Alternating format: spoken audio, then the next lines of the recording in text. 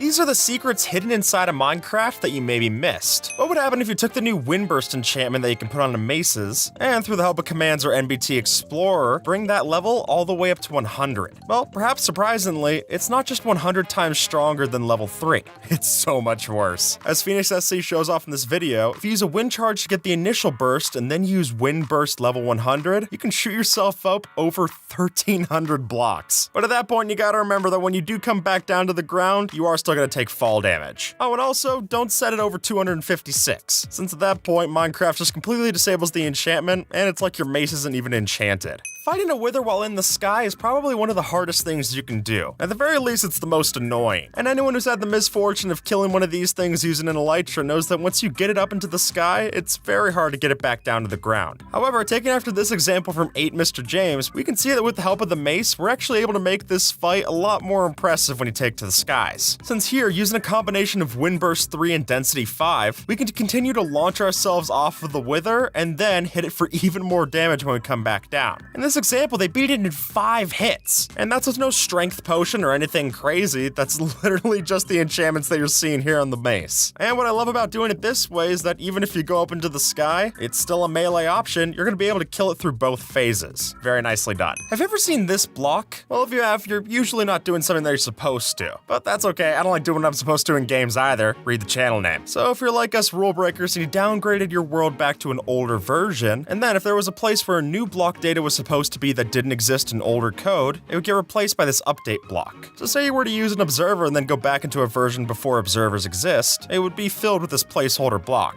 And for some reason, Mojang decided to update the texture of the update block, which I have to agree with this comment here saying that it looks like a poor man's version of a lucky block, but the original was also very tough to read, so I prefer this over the other alternative. If you haven't yet gotten the whole pack achievement in Minecraft, you might want to reconsider. Since we can see from this example laid out by Bruno Goldberg Pharaoh, if we were to take a pack of armored wolves, 19 to be exact, and put them against the warden, then that's all it takes to be able to kill the toughest mob in the game. I mean, you're gonna lose approximately 18 wolves in the process, so don't grow too attached. But with how easy it is to breed dogs and then get them all into this armor anyway, this could be one solution to keep yourself safe. I mean, make sure the dogs are being quiet, because otherwise if you spawn a second warden, 19's not gonna be enough for you. When we think of an automatic crop farm in Minecraft, we're usually thinking of 2 things. Either a nano farm using a bunch of dispensers with bone meal, or this version using farmer villagers to do the work. But if you want to make an easy to build semi-automatic crop farm, then all you need is a few leads and a few bees. Since by just dragging along a couple of bees over a field of crops like this, you can get them to pollinate exactly where you want. And as you can see from this example, you can very quickly grow up all of your crops just by doing a few laps like this. And especially when you're starting out and bone meal is not easy to come by, this is a solid solution if you don't have time on your hands. Just make sure you don't accidentally hit one of the bees when you're breaking the crops. Here's how we made a working end ship inside of Minecraft. Since if you were to play the potato snapshot for Minecraft's April Fool's update, and then replace this strip of obsidian inside of the end ship with a bunch of the flotator blocks, then all it takes is powering it with redstone, and we'll be able to power that entire end ship across the outer end islands. And as someone who's traveled the end using a flying machine before, I much prefer this. If you didn't know, there are hidden emojis that you're able to type on top of Minecraft signs. And while all those are great, there is a new one that's even more secret than those. As some users found out, if you were to go inside of the potato snapshot for Minecraft's April Fools, then by putting down a potato emoji, it would give you a potato emote inside of any text box. And while it doesn't look like much when it's just the regular sign color like this, if you were to give it a dye and a glow ink sac, then all of a sudden it actually looks like a poisonous potato that's animated. If the mace is supposed to launch you every time that you click with it, then what would happen if you spam clicked a mace in Minecraft? Well, using the help of an auto clicker, if we position ourselves just right on top of something like an iron golem, then we're not exactly going to launch off of this thing, but instead just whittle down the iron golem with a whole bunch of particles. I kind of love it, honestly. It looks like we're digging straight down through an iron golem, which sounds like you're breaking 2 Minecraft rules at once, but when it looks this cool, I think you're safe. Minecraft's banner patterns just got so much weirder, since now we're actually able to set it up with custom banner patterns inside of the game's files. And with that, it was only a matter of time before people found out how how to animate that through the use of command blocks, and then once they animate something, they have to animate Bad Apple. So we got this example by JoeFly2009. And now, as the comments point out, it's only going to be a matter of time before someone figures out how to run Doom on these things. So whether it's Seth Bling or one of the other Minecraft geniuses, I can't wait to see it. This miniature build looks like it's modded, but it's entirely vanilla.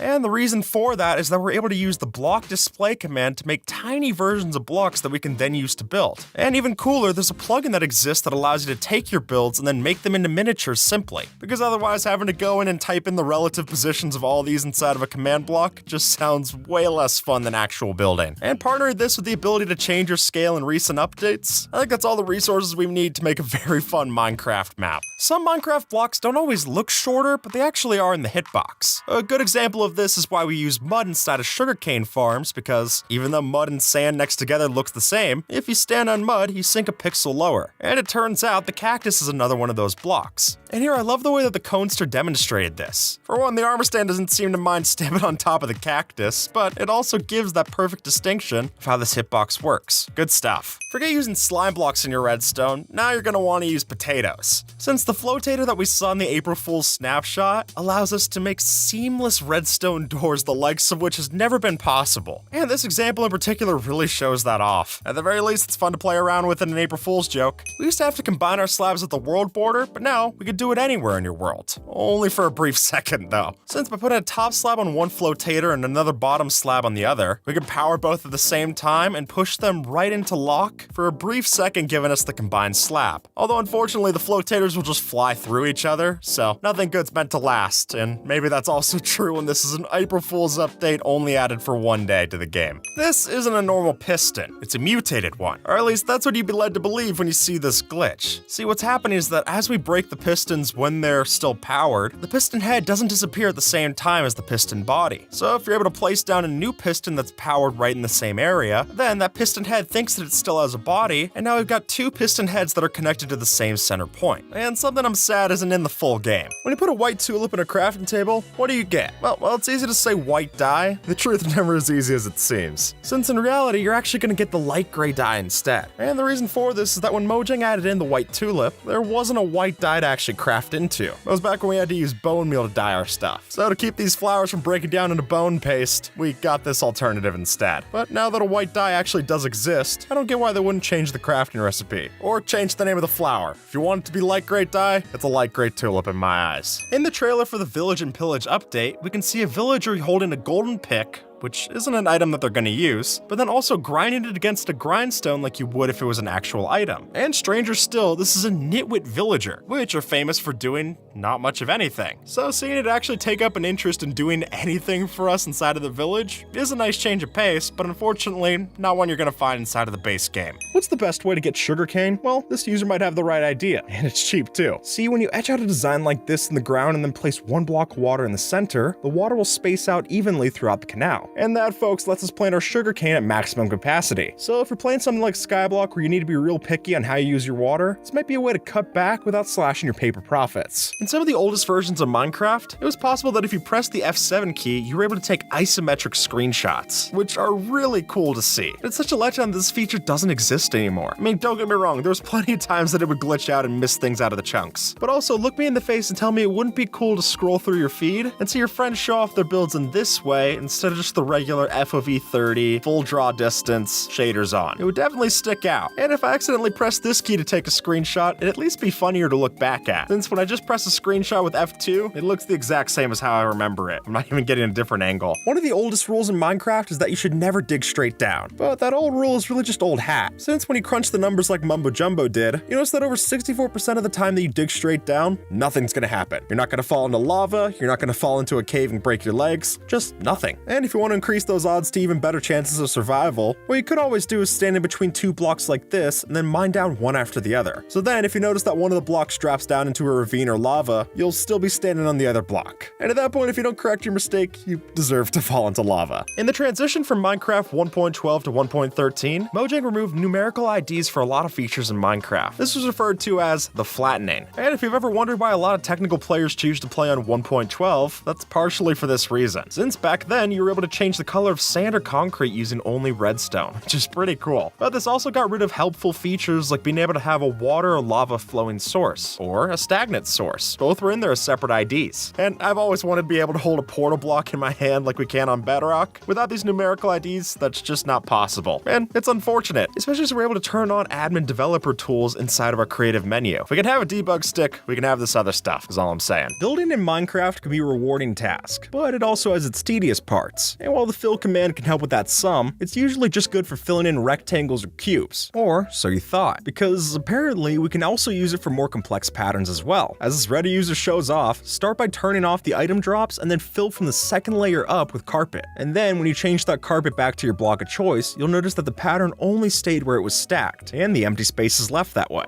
And while it's still a far cry from proper world edit tools in vanilla, this might save you some valuable time on the next project. Did you know mobs can't kill you if you hide in sugarcane? Well, that's not true, but it used to be. Since apparently back before the 1.9 snapshots, there existed an old bug where if you stood inside of a sugarcane stalk like this, the mobs wouldn't try to hunt you down. But unfortunately for us and our sugarcane, that's been changed. Which makes sense, it's one of the more transparent blocks you can stand inside. If the zombies couldn't track you down through that, I would doubt their eyesight. Glow squids are the only mob in Minecraft that have any form of glow, except for in the trailer for the Buzzy Bees, where we see the red eyes glow of the killer rabbit. I mean, for one, we don't even have killer rabbits still in Minecraft, so it's weird to have any kind of red glowing eyes inside of this trailer, especially when they're attributed to different rabbit variants. Like here in the bottom right of the trailer, that's not a white rabbit, so I don't know why it's still got the creepy eyes in this version. Ever since 1.9, there's been an old myth about the Elytra that the further and faster that you flew with it, that would actually correspond to how much damage it's taking, when in reality, it's much simpler than that, since the truth is just that 1 second of flight time equates to 1 durability point on your Elytra. So when you get the Unbreaking enchantment on your Elytra, it'll just lower that chance of the Elytra to drop durability every second, and now there's only a 25% chance for it to take damage every second. Long before pistons were ever added into vanilla Minecraft, there did exist a mod back in the day called, quite simply, the Piston mod. I'll give you one guess what it did. And though they beat Mojang to the punch, these pistons look quite a bit differently to what we're used to. They were completely white in color, and if you activated them, they could launch both blocks and players. And it was because Mojang loved that piston mod so much that they would actually use a lot of the code for the mod to make their own pistons. A lot of fans were clearly very excited when we got the Caves and Cliffs update with changes to our world generation. And as we should be, it made the game a lot more impressive to play around with. But not every change to the game's world generation's been met so kindly. And in beta 1.8, a lot of players were not a fan of how the new worlds looked. Here, the plains biomes became incredibly flat, with little to no variation between the blocks or the height. And what was even worse is if you happen to have the misfortune to spawn in the middle of the ocean. When you don't have any trees nearby to get you off that survival island, you might as well just start a new seed. And for a while, an ocean would be a death sentence without a boat. And back then, boats weren't exactly easy to row around in either. And so it's amazing to see how far we've come in our world generation since then. After all, a big part of how you play the game just comes down to the seed that you're given, so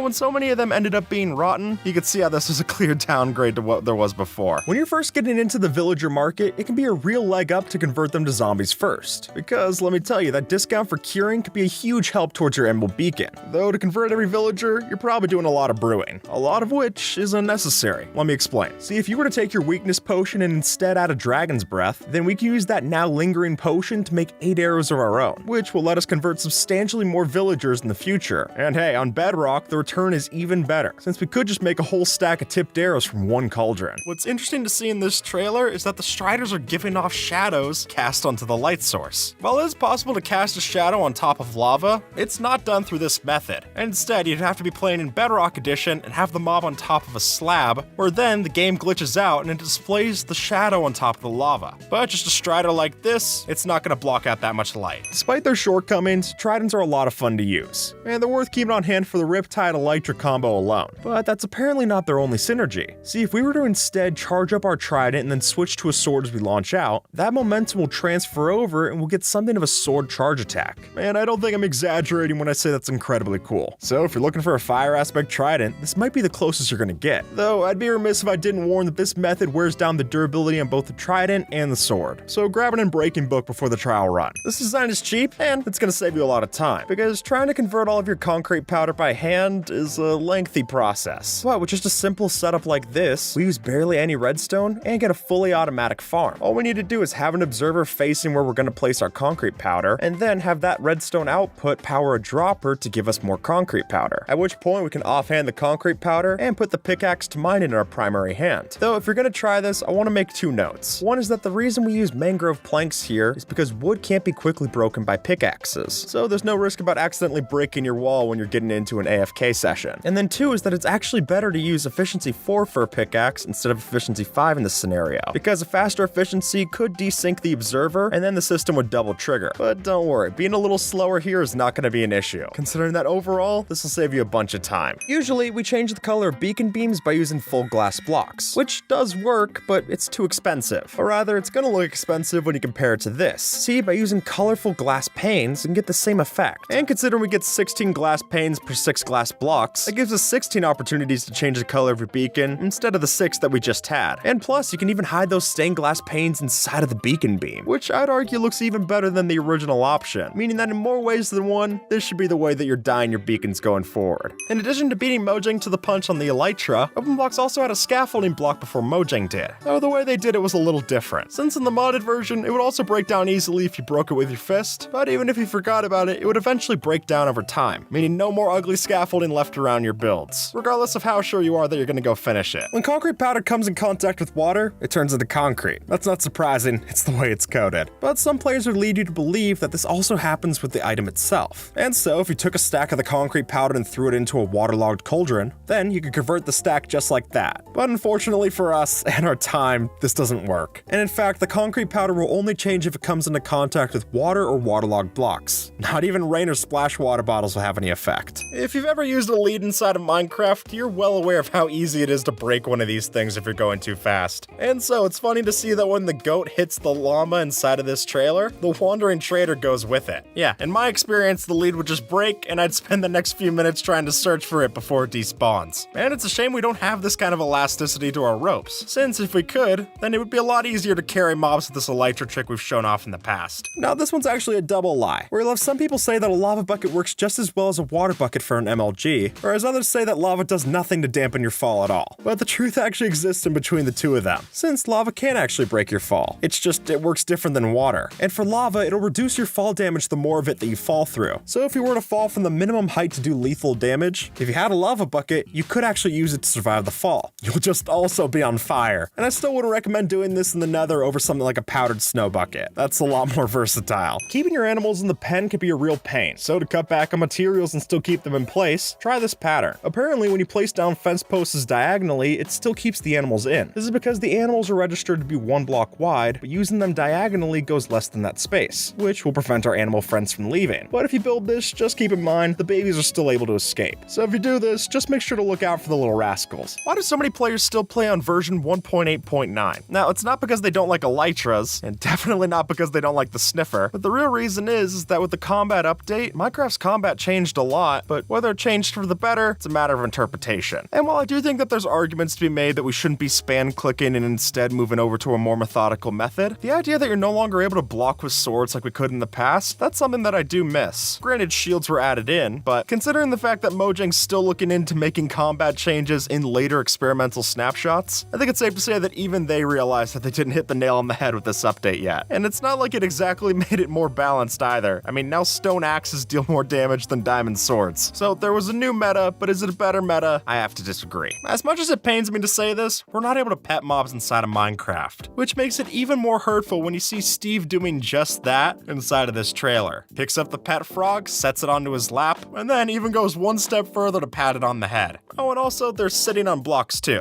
which is something we just don't have the option to do without a server plugin. And I don't know about you, but I'm almost annoyed to have this pointed out to me, because now I can see that Mojang's considered letting us pet our frog pets, but yet it's still not in the game. I mean, come on, with adding in all the different wolves in the Armored Paws update, that seems like it would have been a layup to let us pet wolves at least. Here's how you can use 8 trapdoors to completely ruin an ancient city. No joke, if we place down our trapdoors like this and then flip them up to have a fence, then once we get the warden to summon from a skull catalyst, we can lead it inside and its pathfinding won't be able to find a way out of the blocks, at which point it's trapped. Now we can move on to phase 2, which is that even though the warden spawned, it's not going to be able to attack us, so we can use that as safety and then go and destroy the other parts of the ancient city, including the skull catalyst that originally spawned that warden. And then eventually the warden will despawn and we'll be able to explore the rest of this ancient city without worrying about hearing this ever again. And trust me, that's a weird weight off your shoulders. It's not possible to carry mobs inside of Minecraft. I mean, I guess you could put bees inside of a beehive and then silk touch it, but with the way that it's happening here in the Craft Your Path trailer, definitely nothing like this exists inside of our game. Or at least it doesn't in most updates. Since oddly enough, in the one block at a time snapshot, Mojang actually did add it in where you were able to carry chickens and even fly with them over your head like this. But unfortunately for us, this isn't Zelda. We're not just able to bring any chicken that we find down into Eldritch Horrors down below. This might look like a hopper, but it's actually a chute, which is just one of the many different blocks in Buildcraft that went on to inspire the way that we move our items in Minecraft. But what's even more interesting about the Buildcraft chute is that it actually was called the hopper, but changed the name when Minecraft used it in the vanilla release. I guess that would get pretty confusing, but it also makes the inspiration pretty clear to see. There's an old rumor that if you give your fish a water breathing potion, that'll help them to not suffocate when they're up on the surface. But as we're unfortunately going to see from this little fish, that's a straight up lie. And this most likely stems from the fact that potions of healing and harming have the inverted effect on undead mobs. So with that logic, if the water breathing potion helps us breathe underwater, maybe it could also help the creatures of the water breathe. But no, this is a tragic mistake in more ways than one. Piglins in the Minecraft trailers have terrible aim. Really, it's like looking at people who learned how to shoot by watching Stormtroopers. It's just terrible. And in the 1.19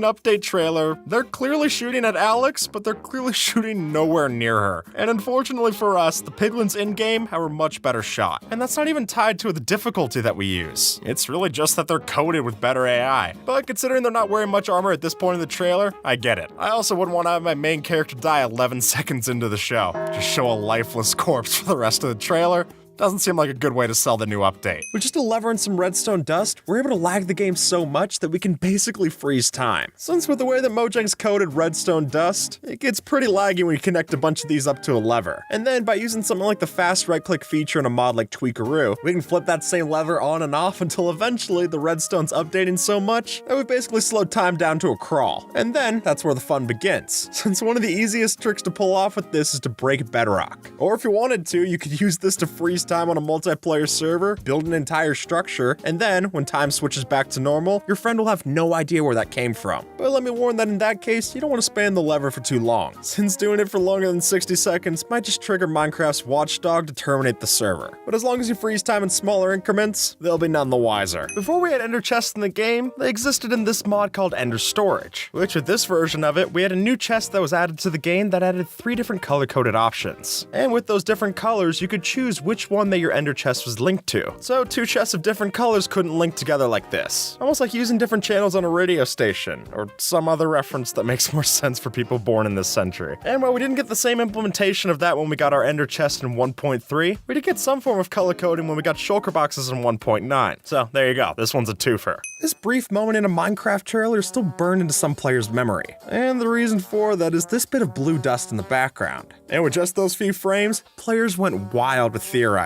Maybe it was some blue alternative to redstone, or a new thing like cobalt. But more likely is that it could have been some unused form of the blue dye, since in this update there was a lot of changes made to the dyes that we had. And key among those is making lapis lazuli no longer used for blue dye, but rather you have to craft it into a separate item. And given the fact that it's the cleric throwing it out and they're used to using lapis, that seems more likely in my head. Did you know you can kill the wither using just 8 dripstone? Sure enough, as you can see from this Razework video, all we need to do is summon the wither, trap it in a lava bucket like so, and then build up 40 blocks high. And once we're up there, we can look down at the wither and use a trapdoor and our dripstone spikes to eviscerate through its health bar. I mean, it'd be impressive to kill the wither this fast using regular enchanted tools, let alone no tools at all. And don't worry about the nether star catching fire in the lava, because if you place it like this, we can even have a hopper inside that makes sure that the item doesn't burn, keeping this design cheap, yet 100% effective. TNT duplication machines are great, but getting slime blocks and coral early on is a real tough business. So instead, we can take after this user's design and make an easy early game cobble farm. Since by supplementing our build with a lot more observers, we're able to glitch out the TNT just the same and essentially duplicate it for all our uses. And then with enough cobblestone generators packed into the inside of the blast chamber, this is a fully automatic way to get loads of cobblestone, which will be handy because as soon as you do get a Silk Touch pick, you're really not going to get a lot more cobblestone from that point. So better to stock up while you can. In the trailer for 1.15, you can see an iron golem holding out a poppy to a villager, which will still happen, but the only thing is that the villagers never seem to care about it anymore. Because with all the buggy changes they're added in 1.14, one of those is that the villagers will never take the poppy when it's given to them. And apparently Mojang didn't get the memo that they broke this in the last update, since even after it stopped working in 1.14, it made it into this trailer for 1.15.